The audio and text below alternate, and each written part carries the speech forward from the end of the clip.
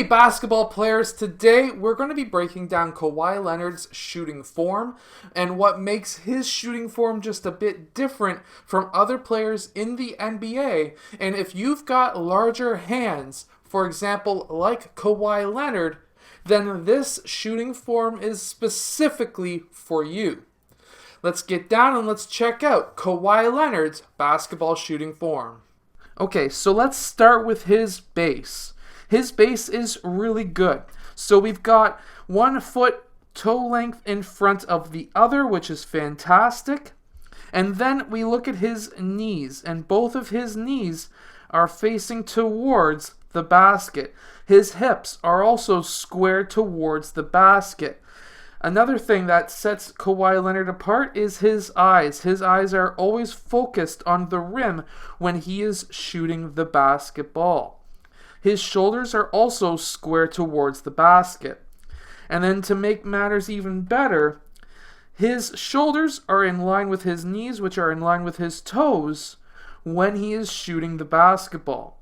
Now, all of those things do help you have a very straight shot in basketball. But the one thing that gets Kawhi Leonard such a high percentage, actually sometimes over 40% from the three-point line, is because of how he shoots the ball and how it rolls out of his hand, because his hand is extremely large.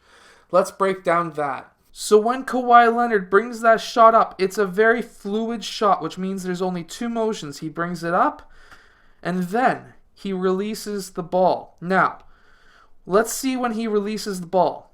He lets go with his guide hand first. Man, those hands are huge. But let's look. Let's look at his actual palm. So his palm is off the ball, which is what you want to have control of the ball. Now, because of his hand size, I would believe that there wouldn't be all that much room between the ball and his palm, but he will have more control when he does have at least a little bit of space between the ball and his palm. Now, let's watch his shooting hand. Let's see how that ball releases from that hand.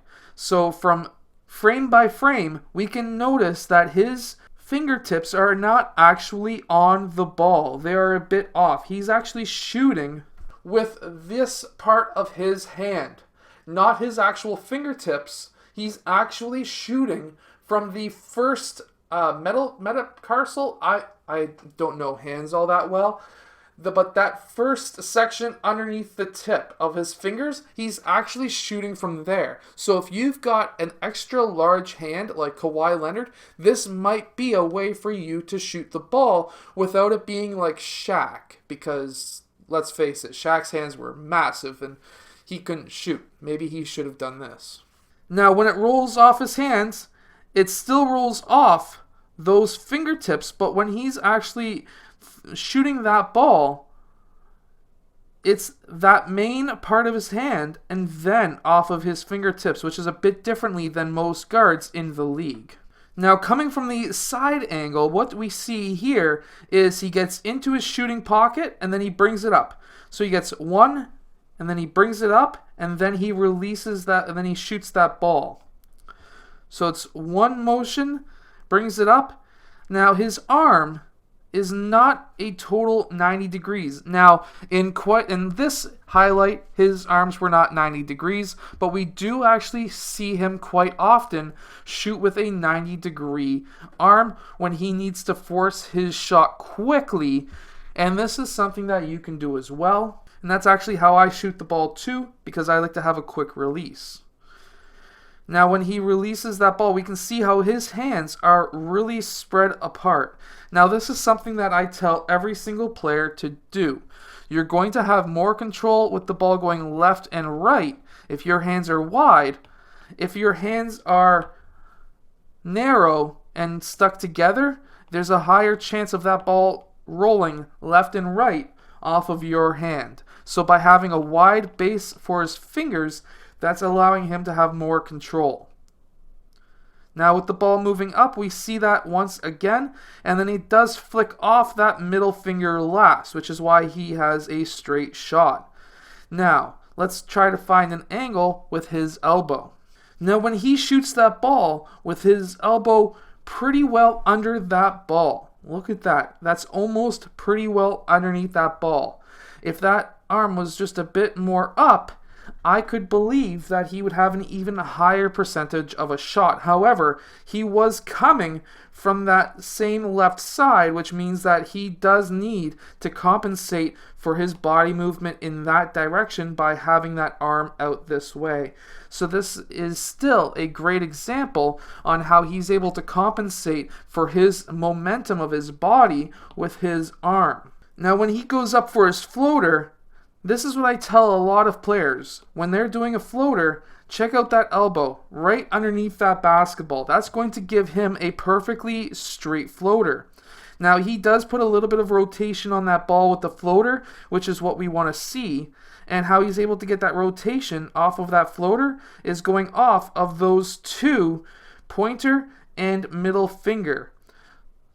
Now, some players off of a floater will go off of that middle finger only. Now, that's okay. I wouldn't say to change that, but by going off of those two fingers with a floater, you're going to have more control because you may have a player coming up from behind you. But again, if you are taking a regular shot, you want it to go off the middle finger, a floater in traffic, you could go off of two fingers. It's going to give you more control of the ball. Now we see here in this shot that he is going with the ball pretty well right underneath, with the elbow right underneath that ball, which is what we want to see. And then something that gets him even more control of the ball that a lot of players do who are really good, watch his body frame by frame. This is actually pretty crazy. I'll try to slow that down even more. So he's going up still, and now he's at his peak. And now he's actually starting to go back down with his body, and then he releases that ball. Why is he going up with his shot, freezing right at the top, and then releasing just a millisecond, maybe 1 to 2 frames before he releases that ball? Why is that important? Well, actually, we see this a lot with Kawhi Leonard's shot, and we see this a lot with multiple really good players. And that is, if they're on the move and they're shooting on the move, they're not shooting when they're going up with their shot if they were shooting off the dribble. They're actually, there's off his middle finger one more time, they're actually shooting when their body is on the way down. So how I can explain this to you is when you're taking your shot and you go straight up with your shot and then you're on your way back down just a millisecond underneath that peak, or right at that peak, you release the ball at that time. The reason why you want to do this is it does give you more control over that ball. You have to remember, there's less movement of you when you're coming back down. Now, this will take away a lot of the power from your shot, so you're going to need to have a very strong base and a very strong upper body to be able to do this. Kawhi Leonard is built like a football player, so we can take that from it. He is a very strong player, but you're going up with your shot right at your peak, and then you want to release. That's going to give you the most control over that shot. This is a very important thing that many players don't do at the younger level, and that you can do now from watching this video. Practice this. It's going to give you a higher percentage shot. When you dribble into your shot and you take your shot off the dribble, this is going to raise your percentage a ton. And it's really not that much work to practice this, and it's going to make you a much better shooter.